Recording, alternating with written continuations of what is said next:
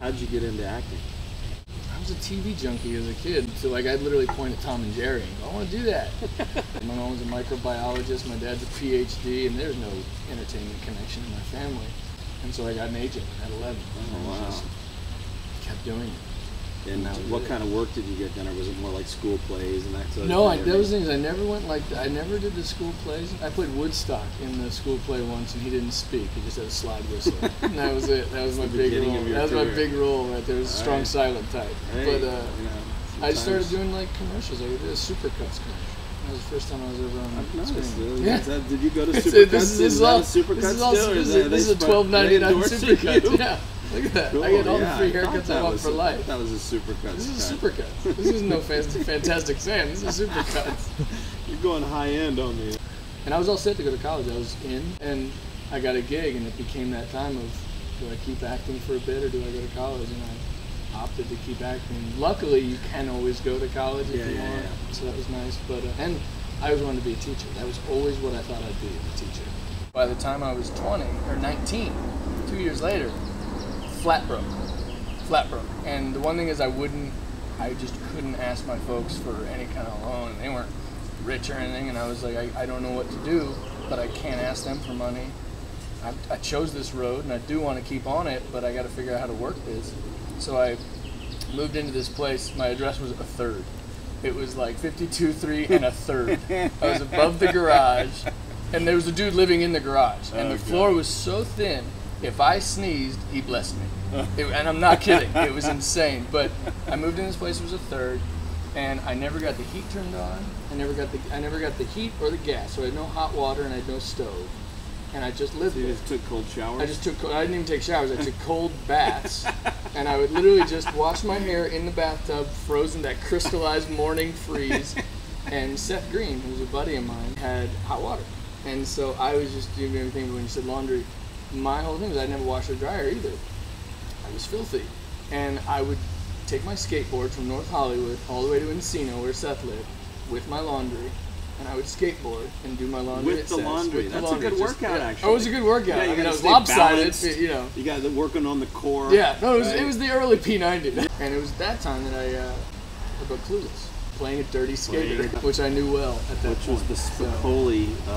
The homage to Spicoli. Yeah, one of the greatest characters in the history of film. What was the one defining moment in your career? Clueless was the first time I'd done a movie that hit with people, and I don't mean hit with money, just hit people where people really responded to it. It really made a connection. There are those movies, for me, it was like Breakfast Club, you know what I mean? Like those movies that you remember where you were when you saw it. If you hear the soundtrack, it instantly brings back a memory. If I hear Bananarama, I think of Karate Kid. That's just flat out no matter what. The first time I recognized you was 54 and Road Trip. That's when I was like, wait a minute, you know. The second one was Road Trip, because that was the first time it was ever the lead role. Yeah. That really made people laugh. Not really my role in the movie, but the movie itself. I think I was jealous you were with Amy Smart. Who wouldn't be, by the way? I was a little jealous, especially that one scene. Yeah, that one scene didn't suck. Did you accidentally have to do a few takes on that one? I've been known to mess up scenes every now and then. Yeah, I think my first love scene ever was 54 with Salma Hayek, which doesn't suck and is incredibly nerve-wracking. My first on-screen kiss was with Philippi, with Ryan Philippi from the same movie. So my consolation prize for having to make out with Ryan was that I got a love scene with Salma Hayek. You know what? I would do that. Sure. I would do that deal. Yeah, you know, who wouldn't? Philippi's not horrible. No, he's got the pillow lips. He's he's adorable. He's got a full set. As long as he's shaved. Yeah, you know, it's not... and he did. It was very nice of him. How's the breath? It was all good. Yeah, we were both chewing gum. Okay, Altoids. Yeah, Road Trip was the second time where it was like, oh, a lot of people knew that movie. When you do something you're proud of, and then other people respond to it, it's oddly enough, it's rare in this business. You seem like an anti-Hollywood real guy. Being an actor, I know how important the imagination is. Being an actor, I know how important that outlet is. To be able to have that creative outlet. Now, whether that's music, whether it's plays, whether it's writing, it's what fuels me. It's what I know it fuels my daughter. I saw that you're partners with Seth and Ryan Yeah, we have two separate things. Seth and I have been doing this show, Robot Chicken, this animated show, for the last 6 years.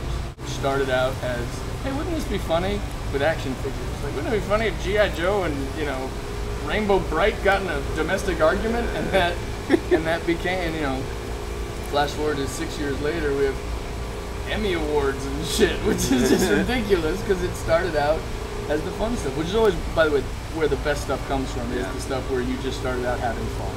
You're a drummer. Yeah. Tell me a little bit about that and where that has led. I started as a little kid. I never took lessons or anything, but I just started playing. Yeah. I just wanted, it was the drive to hang out with my brother. That's funny. Just kept doing it, and we started a band together years ago, and played some gigs and stuff like that, and it was just a lot of fun. And then I've had friends who I've met just coincidentally have been musicians, and we jammed together and stuff. And kind of one of the highlights of my life was I started playing these weekly gigs with Tom Morello of Rage Against the Machine, who's one of the top 20 greatest guitar players of all time. And I was backing Tom up, and Tom's got a healthy Rolodex of rock friends, and so suddenly you find yourself, drumming with Slash and Perry Farrell and Cypress Hill and Mick Mars from Motley Crue. It's just everyone I grew up rocking to, I was suddenly backing up. That's incredible. And it was insane.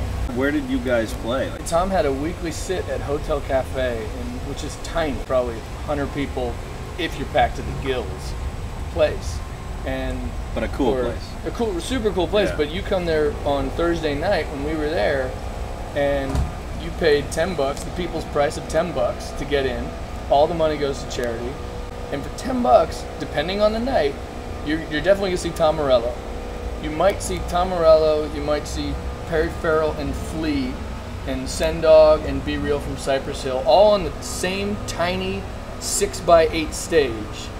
Just All jamming, or was to it whatever? You to have whatever? jam, They to whatever, just whatever the set a jam was. session. Yeah, we're gonna do Judas Priest. We're gonna do we're gonna do Breaking the Law, and then there might be we might do Young MC. You know what I mean? You have no idea what's gonna happen. We'll definitely, if Cypress Hill, we're gonna play Kill 'Em Man, and there's gonna be Thin Lizzy played, and then maybe we're gonna play Mountain Song by Jane's Addiction. I mean, you're gonna see the best show for $10 you've ever seen. I mean, that's like $1 a superstar. Wow. And I'm like Captain Preparation. I was the one who'd show up ahead of time. And You'd know that. You'd know everything. what. I want to know ins and outs. You want to know the playlist. Everything. I want to know the playlist. And Tom would always just say, "Just be ready for anything." No, that's. I was like, "All right, let's see what happens." So, and that we at one point a year ago or 2 years ago, we went on a tour called the Justice Tour, and it was 8 cities, and in every city we'd go to some local charity there. Asheville, North Carolina, D.C., Chicago, and New York, and we would do a local charity event. Whether that was in LA, it was PAT, People Assisting the Homeless. And we go there and we feed people the entire day and hang out and see this amazing place in LA, this place PAT. And then that night we play a gig, and every single dollar at the door goes to the charity. Every single one goes to the charity.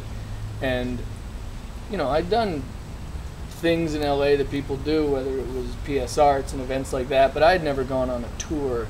And I never went to Asheville, North Carolina. In DC we went to Walter Reed, and the whole event was for the IBAW Iraq Vets Against the War. And we sat and met with the soldiers there at the Walter Reed Hospital, and then that night played a gig.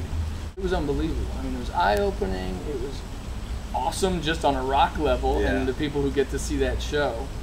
And it was unbelievable. But to go to 8 different cities and see all those different types of charities, I mean, there are so many out there. It was interesting to see them all, because in your town you can suddenly just kind of forget that there's this whole other town, whole other world out there, and it was fun to go.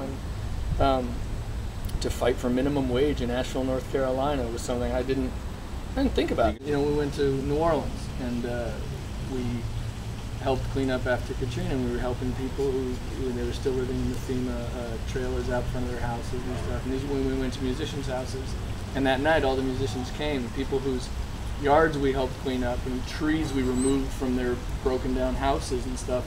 And they came that night and gave back to us by playing with us, and it was insane, unbelievable. You haven't lived till you've seen Perry Farrell, knee deep in a dumpster helping go through scrap. I could imagine that. Yeah. What makes you alternative? Something different than everybody else. acting, whatever you're doing in the arts, whether it's a musician or whatever, you're signing up for a gypsy lifestyle, which is, it's a risk, you know. You try to create as much of a foundation, a solid foundation in your home life as you can, and doing this job is the opposite of that. You know, you never know what you're doing next, you never know where you're going to be next. Even when I started, it's the one thing my mom said, you know, if it ever stops being fun, stop doing it. And that's risky because, you know, there are times where it's tough and it's not fun, but hopefully the good outweighs the bad. And I've always adhered to that, which is as long as it's fun, as long as it's still getting me excited, then I'll keep doing it. It's the passion. You know, It's the passion. I mean, it's the passion for that and the determination to stick with it. If you can't get what you want, make what you want.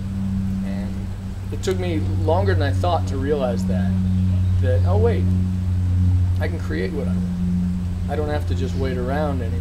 I can create what I want. You know, it just so happens I have a drum set inside. Let's hit it.